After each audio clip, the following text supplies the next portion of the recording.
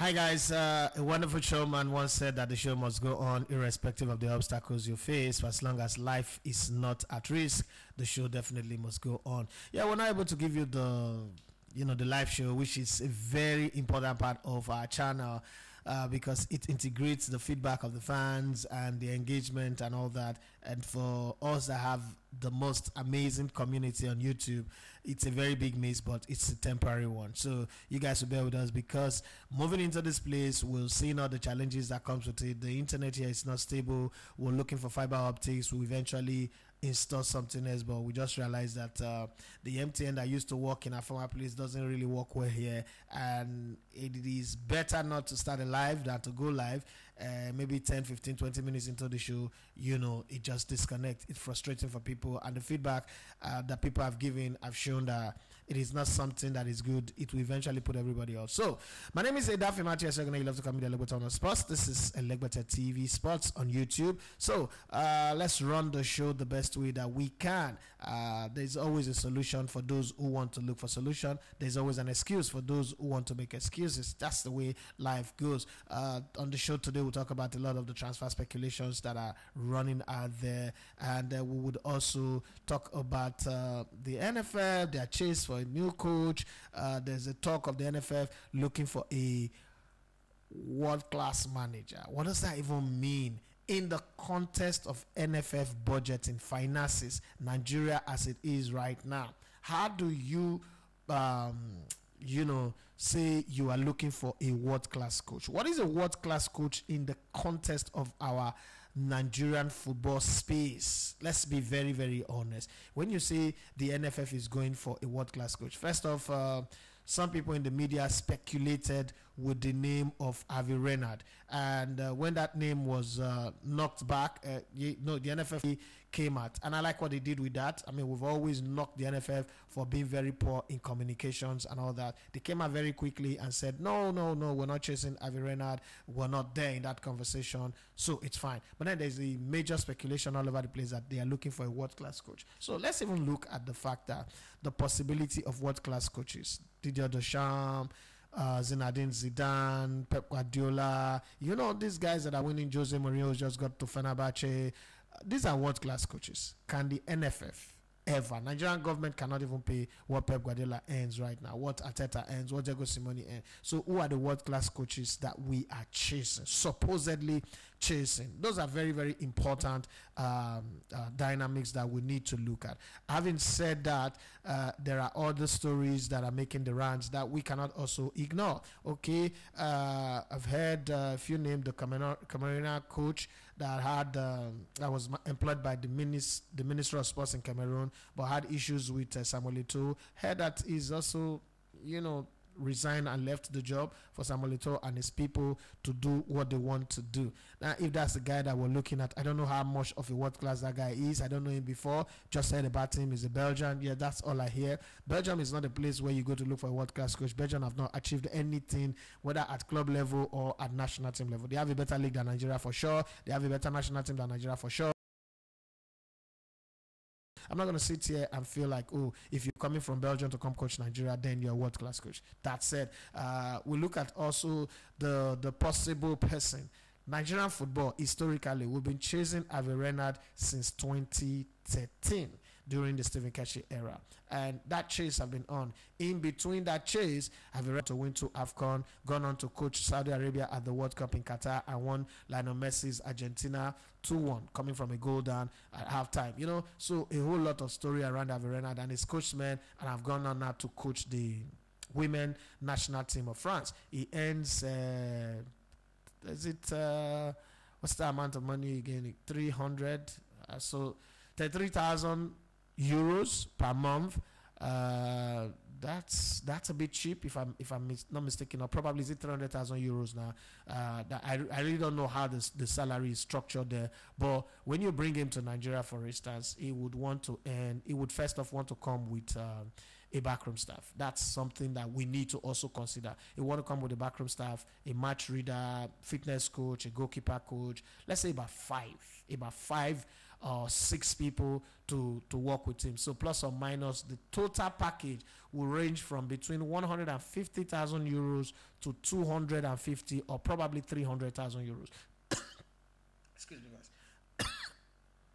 That covers his salaries, the salaries of his backroom staff. Let's just stay with 5, okay, to make plus him 6. So we put him on 150,000, and then the other 150 goes to the other 5 people. How do you share that? 25,000 euros. Does the NFF have that kind of money right now? So the people who are flying the kite of Avi Renard, I think they should cool it down a bit. We've seen the Euros. There was talk yesterday that Cristiano Ronaldo was robbed, Portugal was robbed. But I thought that Georgia had a good game. I thought the referee had a bad game. Cristiano Ronaldo is at the center of it also. We would also definitely mention him. But I saw quite a few people saying that they should take the Euro and give it to Messi. First of all, Messi does not have anything to do with the Euro. Again, they also mentioned FIFA in some of their rants. FIFA have nothing to do with the Euro, so we need to set this record straight and get things in their right order. Having said that, I don't think that the Euros have been really exceptionally beautiful and exciting or exhilarating. Well, the England fans have the right to be angry with their coach. The Germans, are okay. They're fine. The Spanish team are fantastic with their press, their possession, their movement of the ball transition, but they are not scoring a lot of goals. Italy have been dramatic as always. I mean, this is Italy. Italy does not do well in the group stage. I can't remember the last time Italy went into a tournament and won all their group game. It's not a traditional thing with Italy. If they do that, it's an exception to the rule. So you put all that in the conversation and you tell yourself that, well, the Europe is what it is. People have come up with the excuse that it's been a long season. Please remind me, when is it that it's not been a long season leading up to the Euros? We've had exciting Euros since forever. So this one is just a bit drab, and maybe players are cautious. The whole football landscape is different now. I don't know. It has also affected the transfer windows. And so many talk about players that are moving here, left, right, back, front, and center. We've not had all of that because everybody is waiting. What happens in the Euro? You don't want to sign a player that is there in the Euro right now. Even the Copa America, it's not as exhilarating. Maybe probably because I'm not watching all the game. I've binged on a few of the game. I watched a few highlights, but it's not as exhilarating. But then Venezuela beat Mexico earlier this morning. That was I don't know for you, but it came as a surprise to me. I wasn't expecting that to happen.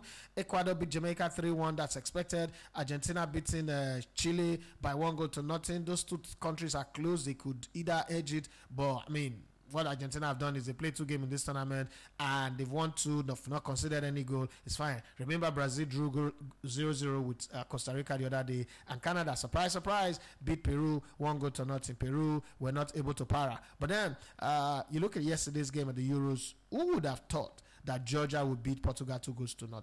It doesn't take anything away from Portugal. This is not me shitting on Portugal like they are Tottenham Hotspur, but I never saw that was going to happen. And the seed that Cristiano Ronaldo planted. Remember, Cristiano Ronaldo set up an academy in Georgia some years ago, according to the story. And one of the products of that academy is Cava Varastella. Well, he scored in this game. And it was just, beautiful scene to see. And Turkey also beat Czech Republic, or Czechia, as some people want to call them. Czech Republic 2-1. So it's interesting. Belgium could not muster a win against Ukraine. And then Slovakia, and Romania played a 1-1 draw. Looking at the table, the whole group game is over. 14 days of playing group games are gone. So let's look at it from this perspective. Who's qualified? Germany has gone through. Switzerland has gone through. Spain has gone through. Italy has gone through. England has gone through. Denmark has gone through, as well as Austria, topping the group that have France and Netherlands and Poland. That's interesting anyway. But Austria, France have gone through. Now let's look at Group E. You have Romania and Belgium also gone through. Portugal and Turkey gone through. Now let's look at the other team in their ranking. Okay, the 4 best losing team. Netherlands qualified. Georgia. Yes, Georgia on my mind. Georgia went through. Slovakia went through. Slovenia went through. Sorry, Croatia, your 2 point is not good enough. Sorry, Hungary, you're not hungry enough to pull through. So that's the situation of the Euro. So you could say to yourself, Slovenia, Slovakia, all they slowly crept in and made it through. And Georgia had no business. Judge them all you like, but they've gone through. The Netherlands, who scored 4, conceded 4, who, post a record of winning 1, drawing 1, losing 1. I mean, all the teams that qualified actually won 1, lose 1, draw 1, apart from Slovenia. Slovenia actually drew all 3 games in the group, scoring 2 goals, conceding two goals, and managing to pick 3 points. And that was enough for them to go through. Man, this Euro, to some people it is drab, but I don't think that the people in Georgia, in Slovakia and Slovenia sees it as drab. Rather, they see it as the best moment of their country's footballing history. One Machiavellian principle: it takes one kingdom to fall for another to rise. So it is. When you look at it as well, all the countries that have gone through, you would say that all the major countries that are expected to pull through went through. One surprise is in Group C, where Serbia didn't make it out of their group. You wouldn't say that there is any other country that's supposed to make it through. Okay, maybe Czech Republic and Croatia that didn't make it through. Other than that, every other country that made it through deserved to go through. But the biggest surprise is seeing Austria in Group D, in a group that have France, Netherlands, and Poland. Austria topping that group, and also a group that have Belgium in it, but you see Romania top in the group. The last time Romania were this powerful, they had Lidan Potescu, Georgiagi, and the rest of them. Some of you watching this video now don't even know those names. Wow. So you could say that, but then the fact that Turkey went through, Georgia went through from their group, it's a good one, because the best game we've seen in this tournament, this is why I say it's a good one. The best game we've seen in this tournament was the game Turkey-Georgia, in my opinion. I don't know what yours is. You can put it in the comment section if you think that's not the best game. That's the best game that I've seen in this tournament. I was expecting a lot from the Italy versus Spain game, but unfortunately, it didn't live up to my expectation, because I was expecting free-flowing, romantic football from the Spanish side, which they offered, and tactical master play from the Italians, but that didn't happen anyway. So this is my summary of the group stage of the competition. We move now to the next round of matches, and hopefully we will see how that goes, who plays who, how they play. We will talk about it here. I guarantee you that I'll definitely record a few more videos and produce more as the competition progresses, as the next season progresses as well. We will not have to depend on going live only. And then we also, on this platform, we promise you that we'll bring you a few more content. And for those of you who are in Europe, we're already planning our Euro tour, hopefully in October. If all things go the way we want, we're able to raise the funds that we're expecting, then we'll make it. If we're not, well, we'll keep our fingers crossed and hope that we can do it in February, March next year, where we would come to the Veragio Cup, and then from Veragio Cup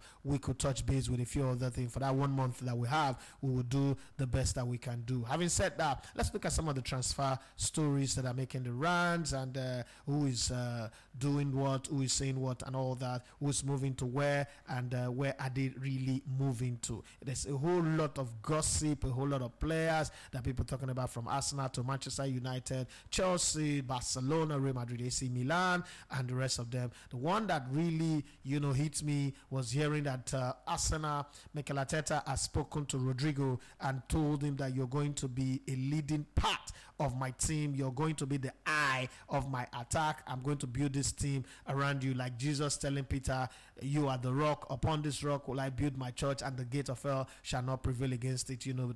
Sort of biblical pitching to Rodrigo. I don't know if Real Madrid would be willing to sell him, because it is taking giving away the known for the unknown. Yes, Mbappe is world class, is a great player, but man, that was how Eden Hazard was a world-class player, a great player, until he came to Real Madrid. And we know that his hot air balloon is a bugger thrown inside water. Didn't deliver anything. Well, we'll see how it goes. And knowing fully well that the form, there's a new version of Jude Bellingham that we're not seeing at the Euro. If that's the Jude Bellingham you will see next year, would it be wise to let Rodrigo go? Because somehow, if you let Rodrigo go, you just might be losing one wing of your flight, one engine on your flight, and that's on the right hand side Vinicius Junior alone might not be able to do it, but Real Madrid is Real Madrid. They know how to conjure results even with the drabbest team. So there is a way it can go, but let's see how it goes anyway. But these are some of the transfer speculations and rumors that are making the rounds right now. Chelsea have inquired about Newcastle's Alexander Isak, but would have to pay more than £150 million to sign the 24-year-old Swedish striker. Now, my problem with this rumor is that also Arsenal have been mentioned in this conversation, and I don't think that, I mean, Chelsea can pay 150 million, but with the financial fair play rule and all that financial whatever PSR, what they call that thing in England, and then also the international UEFA financial fair play rules, it's almost looking like it's a joke that Chelsea can pay that kind of money, because it seems like they were supposed to fall far. Okay, so there's not a cap. I don't have information on the cap. It might be there. For Man U, we know it's 50 million. They can't spend more than 50 million without selling. Well, Chelsea also has some players that they will sell, but is Alexander Isak the player that Chelsea need? If you're a Chelsea fan, I mean, tell me what you think about it. Even Arsenal that is going for him, I looked at the price and I was like, this is out of Arsenal's price range. You have 200 million to spend, and you're going to be willing to spend 115 million on Alexander Isak. It's Premier League proven, but it's also injury proven. Okay, so it's as close to the medical team as it is to the grass. And for a Newcastle that doesn't chase the title, it's okay. But for an Arsenal team that the next thing that is expected of them is to win the league, you don't want to have a player that is doing a lot of medical. That's why the Arsenal fans, they love Gabriel Jesus, but because he's too close to the medical team than the Greens, everybody says, okay, you can let him go, you can sell him. So you don't want to go bring another player that is same of the same. Potential is good, ability is good, but can't stay consistent. The reason why the Arsene Wenger team of yore was good was because Thierry Henry never got injured. Robbie Perez, got injured once, but after that never got injured. Patrick Vieira was playing regularly. Dennis Beckham was playing regularly. Freddie Ljungberg, Rapallo, all of these guys that are the core of the team are playing regularly. You want the core players of your team to play regularly. The reason why that Chelsea team was so dominant was you never hear that Chelsea, Terry, Lampard, all of those guys were out injured. They were always there playing. So you want your players to be there playing. And if you're not going to be that kind of player, I'm sorry, that is a risk. And at £115 million, that is a royal risk. It is too much.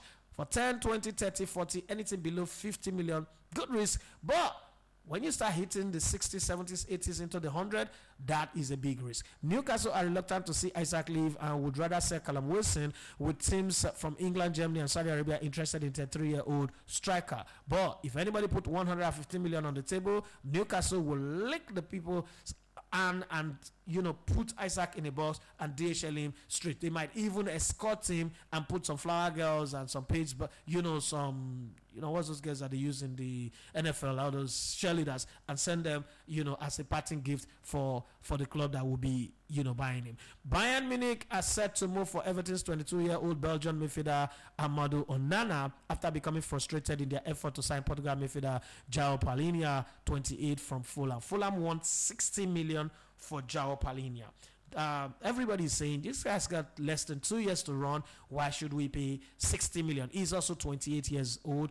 He might take the first year to settle, and then the second year get in the groove. That time he will be 29 going to 30. So 60 million athlete on such a player is not the money we want, and the player is also not forcing a move, so it's difficult. Now they are going for Amadou Onana.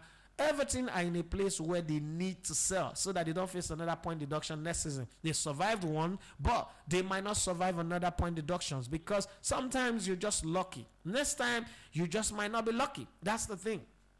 So they need to sell, and that means that they'll be desperate, and in desperation they will be open to anybody. Amadou Onana is in the Euros right now, playing for Belgium also, what team he plays for again, and Arsenal are also pseudo interested in Amadou Onana. Whether they will go for him or not, I don't know. But when Bayern comes calling and Arsenal is calling you, you know where your heart lies. You know where you will go. Amadou Onana, for me, well, not the kind of guy that I want. I would rather want Fofana from Monaco to come play for Arsenal. But if he comes to Arsenal, it's not a bad buy. For Bayern as well, not a bad buy. But Bayern are buying too many players from the Premier League. Is that really a good thing? Leroy Sané, Harry Kane, Kieran Trippier. You have a former Premier League coach, Vincent Kompany. God, this Premier League assemblage is, it's not really a Bayern thing. I've not lived my life to see Bayern in that line. Maybe they are going in a new direction. Let's see what happens. But things that come from the Premier League doesn't really, give you the very, very best of quality, because the Premier League is all hype than quality. So let's keep our fingers crossed and see. A lot of people bought players from the Premier League and found out that they are not as good as the media hype is. Barcelona are interested in Man City's 24-year-old Argentine striker Julian Alvarez, and also the player is interested in going to Barcelona, not because he doesn't like City, not because City are not doing well, but the fact that he cannot be guaranteed a regular playing shirt, and the fact that for as long as Haaland is there, and Haaland is the poster boy of the club, Haaland is the guy that everybody is expecting to win the Ballon d'Or from the Premier League since 2009, where Cristiano Ronaldo first won it.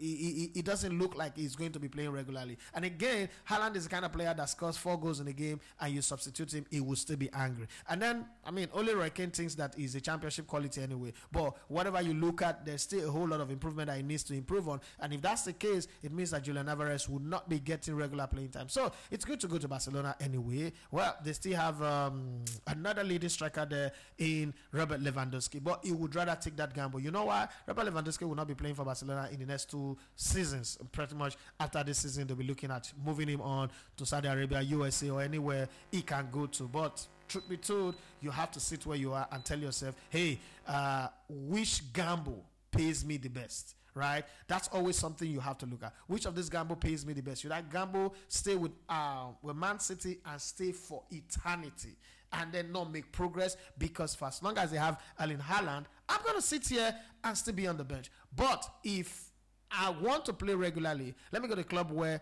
I will find a regular playing time without having to deal with the drama of one big striker in front of me who can score 50 or 60 goals a season, the Norwegian tour. So that's the situation with Julian Alvarez. If you are his advisor, what would you tell him? Don't forget, Barcelona have all this financial problem, all this drama, where they are going to get the money, I don't know. But you know what I mean? They are rebuilding, or they are upgrading the Spotify new camp stadium. So, once that is done, money will come in. I don't know how soon that will be ready, but it's something that would happen. Okay, Saudi Arabia Public Investment Fund, the PIF, which owns 4 Saudi Pro League clubs, has made an approach for Arsenal's 31-year-old Ghanaian midfielder Thomas Partey. I've been begging for this guy to go for over 2 seasons now. I think he should go. Arsenal should be very, very happy to get anything. If it is 20, 10 million, 5 million, whatever the amount they're willing to pay for Thomas Partey, they should let him go and find another midfielder. Maybe Fofana, maybe Onana, maybe somebody else. David Luiz have still not gone to Juventus. They could go. Douglas Luiz, have still not gone to Juventus. They could go for him. To me, he's my best bet because he can play deep and he can go forward and he can do that exchange that makes the midfield very, very sweet for Declan Rice. He can go forward and then Declan Rice is sitting back. When Declan Rice is going forward, he's sitting back, and that will make the job easy for Odegaard to focus on creating chances for Bukayo Saka, who is ever on the left-hand side, in Martinelli or Trossard, and whoever comes into the middle, whether the old players or the new player that they will sign in, Kai Havertz or whoever plays there. And that will be very, very good for us now. They get that one, the solidity at the back in front of the centre back, and then there's also elasticity going forward tactically if you want to maneuver. And then that kind of play would also suit them when they go to Euro, because we saw them against Bayern. It was the lack of legs, that really affected them against Bayern. So, PIF, please come get your man and let's have peace. Atalanta have made a £10 million bid for Everton's Ben Godfrey, while an unnamed club has offered £15 million for the 26-year-old England defender. You know where the player wants to go, where he will get paid better and also play regularly. So, we don't know what the name of the unnamed club is, but that's a possibility. Manchester United are considering selling the naming right of Old Trafford to help raise funds. Well, business is coming out, and I like that. It's a very, very good thing. Everton are close to signing 27-year-old Nigerian midfielder Wilfred Ndidi on a free transfer when his Leicester contract expires next week. Newcastle United forward, his name is Yakuba Minte, has rejected a move to Lyon despite the French club agreeing a £40 million bid fee for the 19-year-old Gambia international. I'm telling you, a Gambia player knowing what he wants and deciding his life. That's what's up, brother. Top knuckles. Okay, Brighton are interested in Inter Miami's 21-year-old Paraguayan midfielder Diego Gomez. He's been playing some good football around Messi and he's learned one or two tricks that Brighton would think, okay, this will add value to our team. Crystal Palace are working on a deal to sign Sunderland's 18-year-old English midfielder Jobe Bellingham. All that matters about this boy is the fact that he's Jude Bellingham's brother. You know how that works? Okay, it will be Okocha. You know how that kind of thing works, okay? It runs in the blood. So let's get him. Eventually, maybe one big club will sign him tomorrow. Maybe Jude Bellingham might just go to Real Madrid and be crying, oh, I'm lonely. I want my brother to come around me. Go spend 100 million and bring him here. And then all of a sudden, Crystal Palace are making money. Maybe that's the business strategy on signing him. Or probably he would also have to prove himself and show towards that. No, I'm not just Jude Bellingham's brother. I've got my own game, and this is my game on the table. Maybe it's a possibility. I don't know. Well, that's according to Fabrizio Romano. Ipswich Town are in talks with all over a deal for 23-year-old English defender Jacob Greaves. Okay, Manchester United are targeting Bayern Munich 23-year-old German goalkeeper Maria Luisa Gross as a replacement for England Mary Ebbs, who is set to join Paris Saint-Germain. That's for the women team, in case you don't know. Saudi side Al Hilal are weighing up a surprise move for 19-year-old Manchester United winger Alejandro Garnacho, who, though he's from Argentina, plays in the same team with Lionel Messi sometimes, but he is a diehard Cristiano Ronaldo fan. Garnacho gets an assist for Lionel Messi, scores a goal, and he does this celebration. What an affront. Well, it's a young boy with heart, but at 19 going to Saudi Arabia, I'm not sure this boy will want to go there. What's your advice if you can advise him, if you can reach him? But he's currently in the Copa America playing with Argentina. Arsenal are set to miss out on Stuttgart kicker Saul Guresi, with the 28-year-old Guinean international keen on the move to Borussia Dortmund. As much as this guy scored 28 goals in 28 games last season, I'm not really one who wants him. One is a late bloomer. What has he been doing since? How does he play? Is he going to be a one-season wonder? Is this a guy you want in your team? I want somebody who's proven, somebody who's consistent, somebody who can also grow into the team, because the team is a bit young, and bringing in one old man who is 28 years old. Yes, he's got 28 goals in 28 games. I'm not a fan of it. I want somebody that can grow with the team for a while. And if he's not coming to us now, I'll be the first person to say, yippee! Yippee-ki-yay, motherfucker. Okay, basketball great Shaquille O'Neal is in talks about taking a stake in West Ham United. The Americans are coming, and they are coming in full force. The businessmen, the celebrities, the popular ones and the unpopular ones are all coming very soon, soon and very soon. English Premier League matches, live matches, not preseason matches, league matches will be played across the United States on their stadium, not on their TV screen. I'm telling you that. Okay. Well, there's still stories around summer transfers. Manchester United Ziggy conversation is still going on. Arsenal could sign Garesi. Still a talk, but it's no longer a major thing. But a few minutes ago, this one came out. Arsenal are set to seal a deal for Espanyol star Joan Garcia that will see him become their first summer signing. He's a goalkeeper. Those of you who are wondering who that is. But then Arsenal traditionally is 23 years old. He's a goalkeeper that Arsenal is looking as a replacement for, what's his name now? Aaron Ramsdale, right? When Arsenal transfer begins to look like this, you know that it's the night market time. As an Arsenal man talks about Neymar switch, okay, Gilberto Silva to the Bet365. I'd love to see Neymar in the Premier League with Arsenal. It will be interesting, that's for sure. It will bring a lot of joy to the fans, make the competition even more special. When you look at the Premier League, we want to see the best players in the world, and to have him around will be great. Let's see. It's not impossible that he will join Arsenal. Why not? Now this story excites me for so many reasons, but not nearly a footballing reason. But Arsenal gets a Neymar. As an Arsenal fan, if you're watching this, what do you think? Neymar coming to Arsenal. Neymar comes with a lot of baggages. His baggages are so much that he needs like 11 private jets to bring his entourage and his baggage and all that. Well, if he comes to the Arsenal team, it's a statement of intent. Whether Neymar is at a retirement level, that will be one of the biggest signings in Arsenal's history if they manage to pull it through. How much will he earn? He will sell shirts. Arsenal will make instant profit out of the transaction. That will be good off the field. The business. It's an economic deal that will work well economically. But footballing reason? Nah. I don't think that would happen. The Premier League, they already hate Neymar. A lot of people don't like Neymar. The commentators, the referees, VAR officials, everybody don't like Neymar. Neymar comes in with his flick, all of those things that I love. He just might hold up Arsenal's play, counter-attacking football. He'll be doing all those sweet things. But he definitely would create a lot of goals and score some wonders as well. That's for sure, I know. But the drama, so that's not ready for that kind of drama right now. I don't know. Let's talk about Manchester United. Switzerland winger Dan Undoye has emerged as Manchester United target after a breakout Euro 2024 campaign. Go to competition and excel. James Rodriguez is a good example. In 2014, he did what he did, and Man United signed him. Real Madrid signed him from Monaco. So that's a possibility. The 23-year-old who plays his club football for Bologna missed out on Switzerland World Cup squad in 2022, but is part of Murat Yakin's group in Germany. He started all 3 group games as Switzerland finished second behind host against he netted in a 1-1 draw. Were United to push for Undoye signing, it would be the second time the player has signed for a Jim Ratcliffe side. Sir Jim Ratcliffe, the part owner of the Premier League outfit, took the young star to Nice in 2019 after Undoye came through the ranks at his hometown club, Lausanne Sport. Okay, let's see, maybe second time the charm, maybe, I don't know. West Ham United have joined the race for Arsenal-linked striker Jonathan David. I wish them the very best and I hope they sign him. Endo, yes, you know him. Wataru Endo has insisted he wants Liverpool to sign a new number 6 this summer, even if it ends up limiting his game playing time. But he thinks that they should. This is what he says, quoted saying, "I don't care about those reports, but I also think it would be better to get the number 6 midfielder."